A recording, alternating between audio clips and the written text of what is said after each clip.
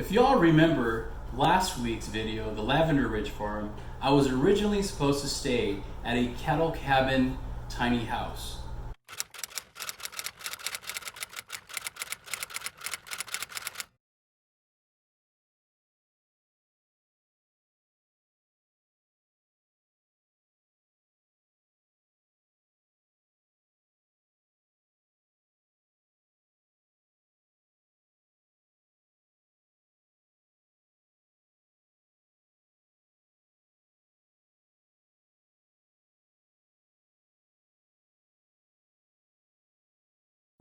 That, unfortunately, turned out to be a scam.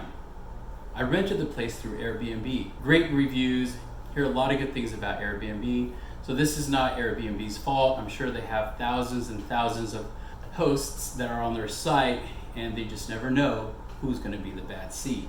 Being new to Airbnb, unfortunately, I fell victim to one of the scams. I went into it very naive, thinking, oh great, they don't have photos of the inside. That's a great surprise element for my content. When I got there was no one there. I was kind of skeptical of whether I should get out of my vehicle. You know what really sucks is there's no one here and the place isn't what it said it was. So the drive was about, I would say, a total of 2 hours because I had to stop and get stuff at the store. I decided to go to the Ridge Farm first. After the Ridge Farm, then it was the Airbnb. Check-in was at 3 o'clock. There was no one there. I left messages on the Airbnb site directly to the host. Nothing. I was a little bugged, but not so much, you know. I did do the Ridge Farm. I was really happy about the footage I got there. It was just an awesome, serene time. I always want my experiences to be positive. And I looked around the farm, and behind the cattle, I saw a sign that they use. It's like an F for farm. Kind of hidden beneath it was 2 cottages. So I drove to the other side where the cottages were, and I knocked on the door and no one answered. I waited a few more minutes, and an older gentleman comes out asking if I needed help.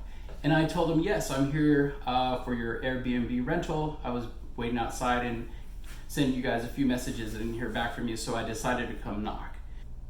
The gentleman proceeds, as I'll show you in the clip here, that they're not renting it on Airbnb. It was an idea that he and his wife had a while back, but it never transpired.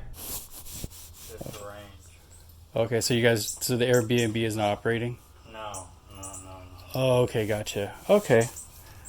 At this point, I wasn't going to argue with the guy to ask him why did he accept my reservation and all that stuff. So I decided to catch him on camera, then took off and left. I was gonna see in that little town, but I was only an hour and a half from home. So I decided to drive back home. And it was a great day, great weekend, all that good stuff. Again, Airbnb is a great place to find unique spots. A few things that I learned was to make sure that the host hosting the place has good reviews. If you see any negative reviews, that's usually a tell sign that it's not a good rental.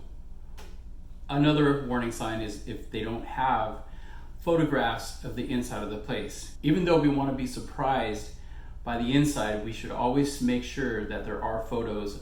I did contact the host previously. There was never an answer back. That should have been a red flag there. Lack of photos should have been a red flag as well. Like I said, I went into it very naively, but lesson learned, and I'm taking the good out of it. It's all about positive experiences and making it good, because only you can make it happen.